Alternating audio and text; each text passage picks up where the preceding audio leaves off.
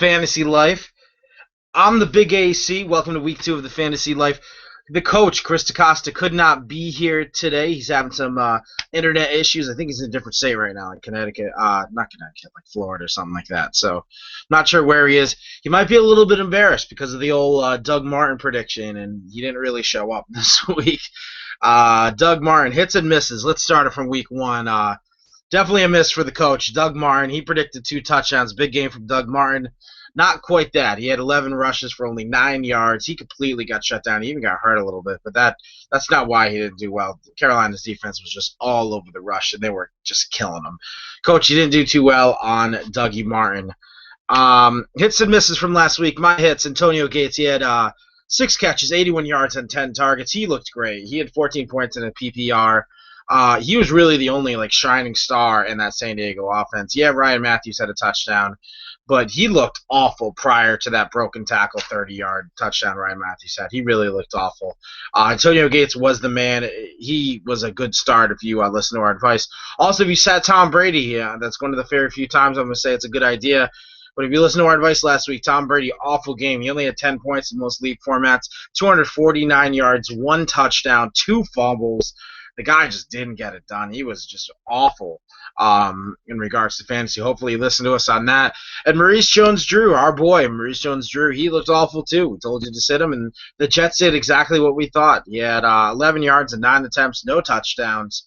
Looks like he broke his hand again. And the Jets packed the box like we said he was going to, force Derek Carr to pass. And they had a somewhat decent air attack, but it looked like it was just the run was just not working. Rex Ryan improved to 8-2 against rookie quarterbacks. Rex Ryan just owns the rookie quarterbacks. Some of our misses, though. We weren't 100% on everything. We told you to bench Mike Wallace, and he had a big game. I mean, Revis Island did not shut him down at all. Mike Wallace, 7 catches, 81 yards, touchdown, 11 targets. Revis was on him somewhat, but it didn't look like he really had that big of an impact on Mike Wallace. It didn't look like Mike Wallace was untouchable. It looks like he was catching passes. He was a big part of the offense, and the Miami offense actually looked pretty good. And that Patriots secondary, I don't think is a joke. I think they are pretty solid, and for Miami to do that well, that's a good sign for Miami Dolphin fans.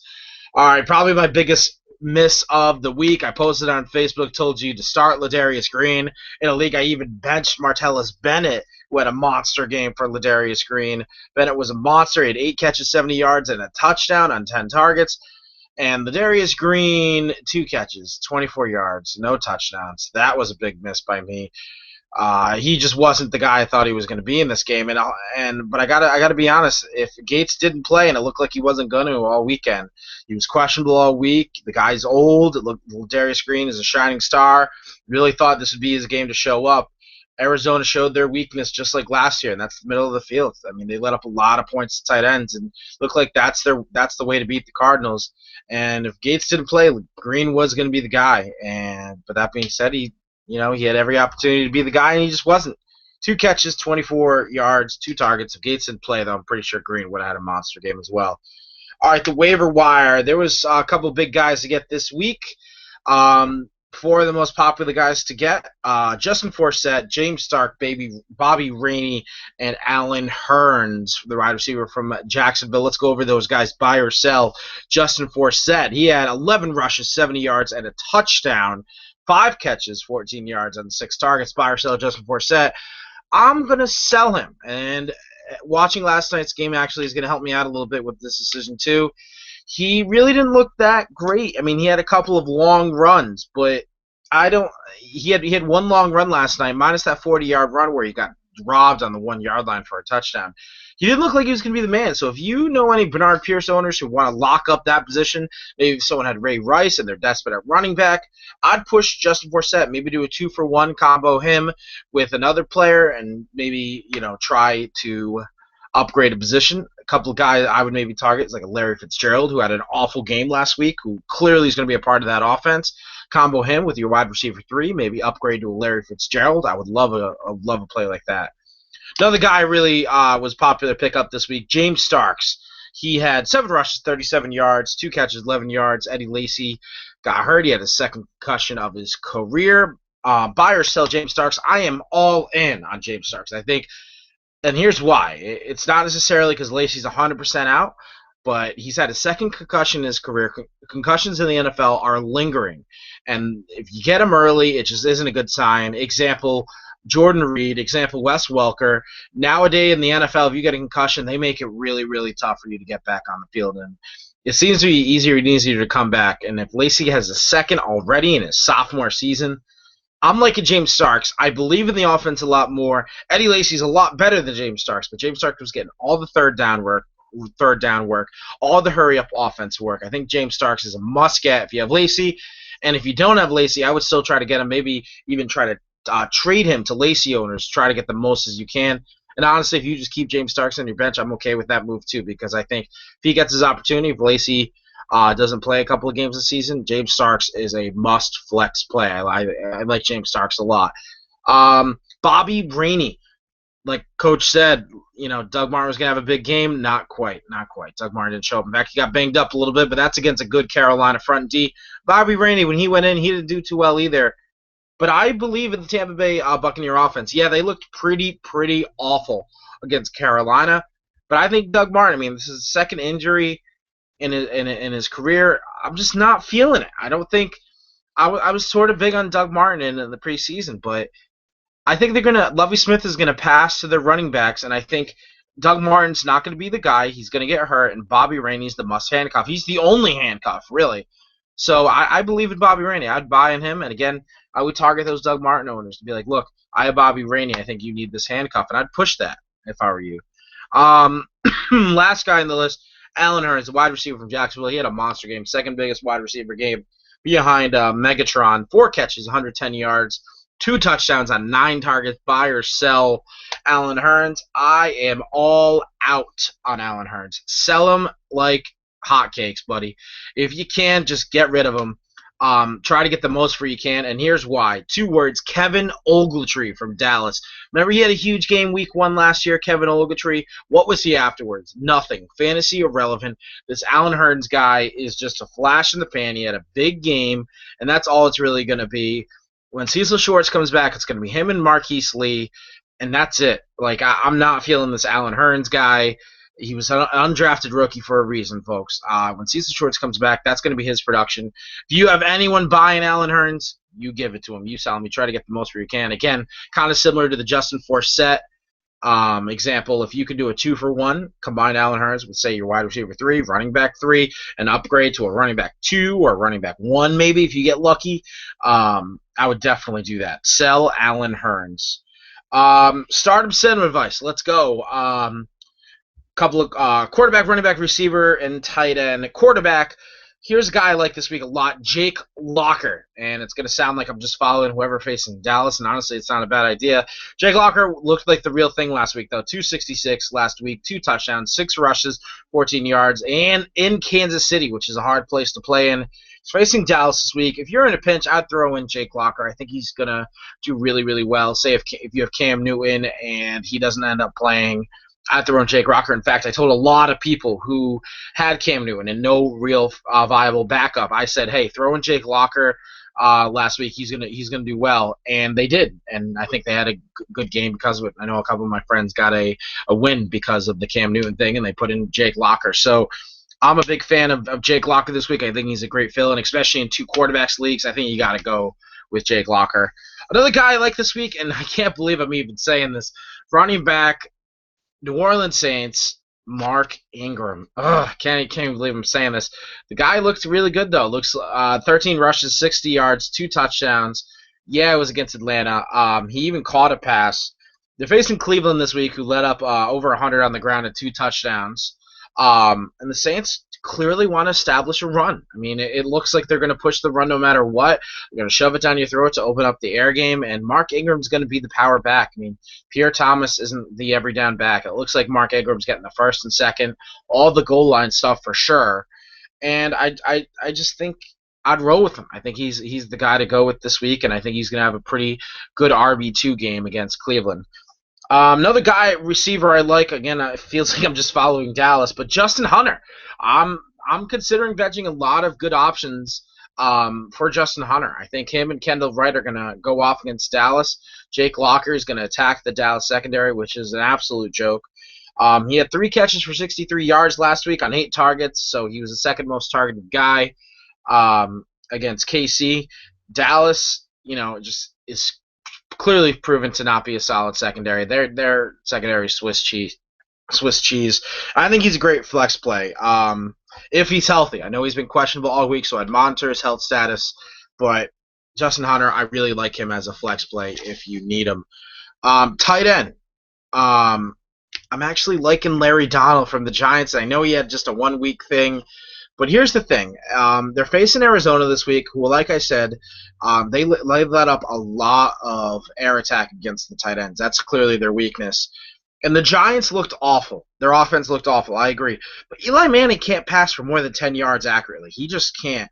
And he just seemed to be targeting the tight end a lot, especially in the red zone. I mean, they get in the red zone, this is the guy they're going to attack. I like Larry Donald. If you don't start him this week, I'm not going to blame you.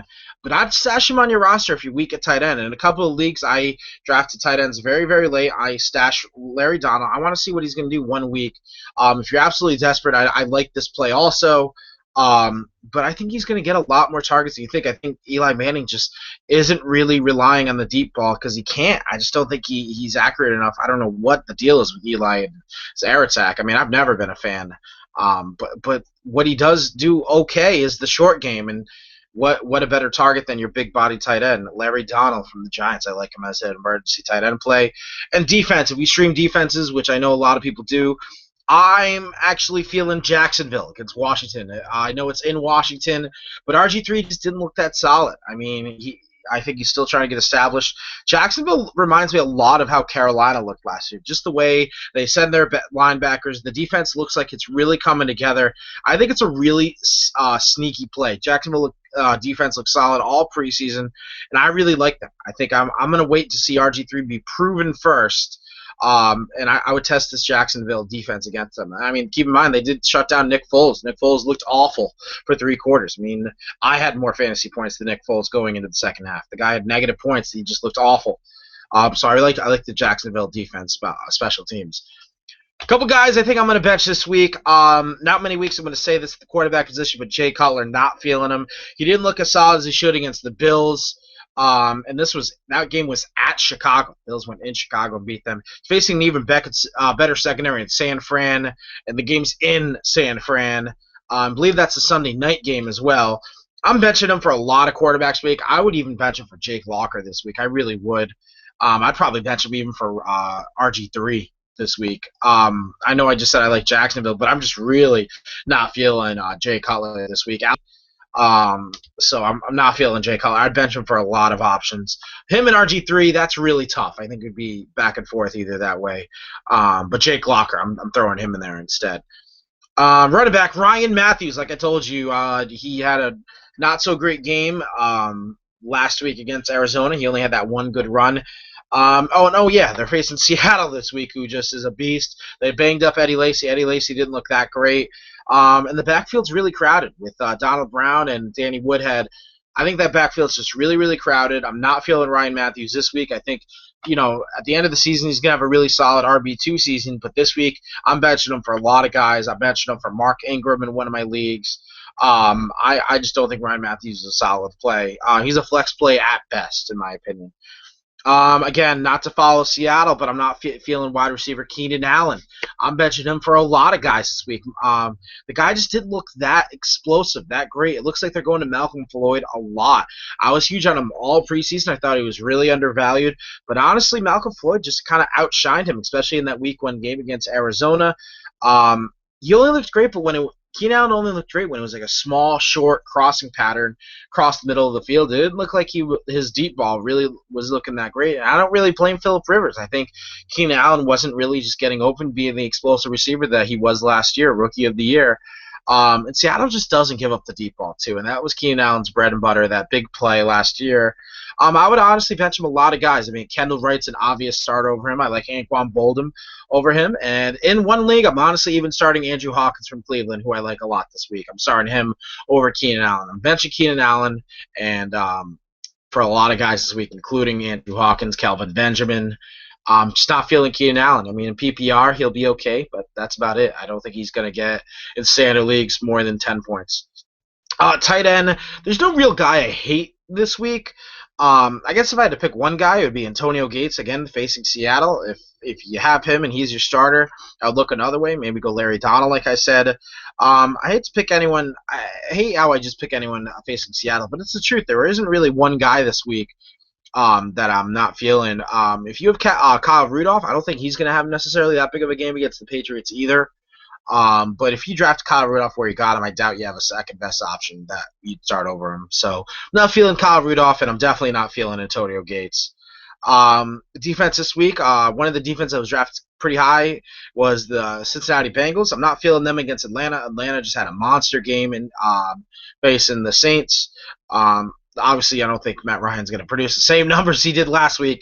But it looks like since he's given up the deep ball a decent amount. I mean, they showed it against Baltimore. Steve Smith had that big game. And Atlanta loves to attack the deep ball. Julio Jones, Roddy White, Harry Douglas. They're going to attack the deep ball. And I'm just not feeling Cincy this week. I think I'd rather stream a defense like the Jaguars or the Broncos, someone like that. Maybe even the Bills versus Miami and Buffalo. I think I would like a little bit more than Cincy. So if you have Cincy, I would really consider benching them for a couple of options. In the Michael Floyd versus Larry Fitzgerald, looks like I'm up 1-0. I like Michael Floyd a lot. I think I know Larry Fitzgerald's not going to put up those games that he did last week. He's just not going to have the two target, 2-catch games like he did last week. He's going to be a lot better. But Michael Floyd looks like the real deal. I mean, he's got explosive speed, great hands, and they love him in Arizona. I think he's going to win that battle. So 1-0, coach. I'm winning 1-0. Survivor League starts. I know a lot of people are going to be picking the Broncos. I think they're the biggest favorite this week. But I'm going to go with San Fran at home against the Bears. Like I said about Jay Cutler, I think he's going to struggle a lot against San Fran. Jay Cutler doesn't necessarily play that great on the road. Sunday night game in San Fran, you know they're going to show up. Alshon Jeffrey might not even play, which is huge for the Bears. And Broncos in the in-division game against KC. Remember, KC beat them last year. I know it's a different team, but Kansas City beat them last year. I'm not feeling in-division games. I just don't like it. I mean, example, the Patriots against Miami last week. A lot of people in my Survivor Leagues picked the Patriots to win, and in-division games are tough, especially on the road. I know the Broncos are playing home against KC, but still, I would avoid those in-division games as much as I can. I think San Fran's a much safer bet. I'm going to answer a couple of questions I got online. Let's see what we had here. First question I got was from Dave Schindler, who blew me up on Facebook about the Darius Green thing. You were right, my friend. Good job. He had a question. Would you trade Jeremy Hill for Marquise Wheaton? Jeremy Hill, running back from Cincy. Marquise Wheaton, the receiver from Pittsburgh. Honestly, it would kind of depend on I'm assuming neither of these guys are going to be starting for you on your lineup. These are both bench options, probably bye-week fill-ins at best. I think the upside of Jeremy Hill is a little bit bigger than Marquise Wheaton. I think we've seen, kind of the apex of what he's going to do so far. He had a big game against Baltimore. He had an okay game. He had an okay game against Baltimore last night. He had a pretty big game the week before. I don't know. It's kind of a wash. If you need the running back depth, I would do it. If Marquise Wheaton is your wide receiver 4, I probably wouldn't do it because you're probably weak at wide receiver. It seems like one of those things that would benefit both sides, though. So I don't necessarily think it's a good deal for either side. It really depends on needs. So I'd say the upside play, though, is Jeremy Hill. I'd say he's more of an upside guy. Chris Wick, he asked me, should fantasy owners stay positive on Ben Tate remaining the starter all year, or should they just start considering other options? I think this is a great question. Here's the thing. I know a lot of people are going to be like Ben Tate, injury bug.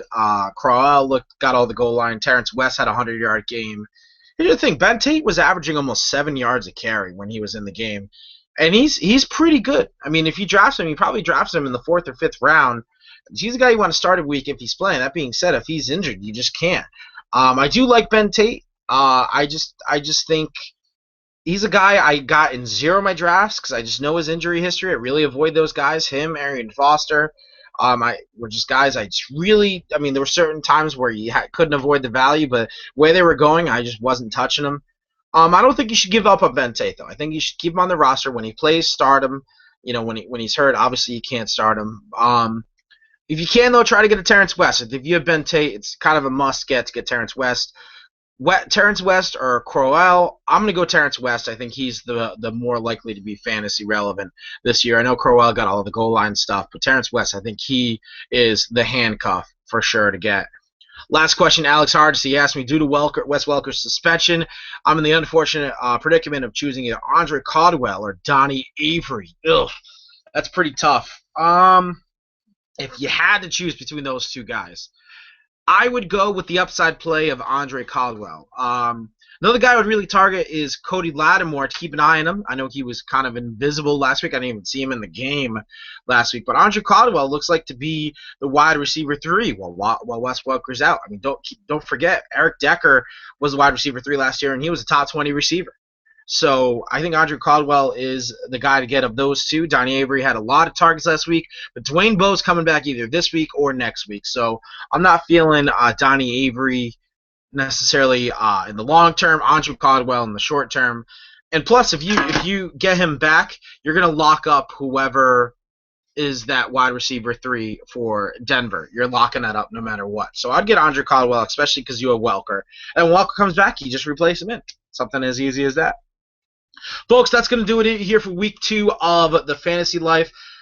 Sorry, ladies, that the coach couldn't be here. He'll be here next week, all right? You'll have a better looking face than me, I promise. Until then, leave some comments, leave some questions. Anything you want us to answer on week 3, we'll do. Follow those waiver advice, folks. If you have any trade questions, love to answer some trade questions. Haven't gotten any of those yet. Until then, I'm the Big AC. Coach, we'll see you next week. Get home safe, buddy. We'll see you next week on The Fantasy Life. Take care, everybody.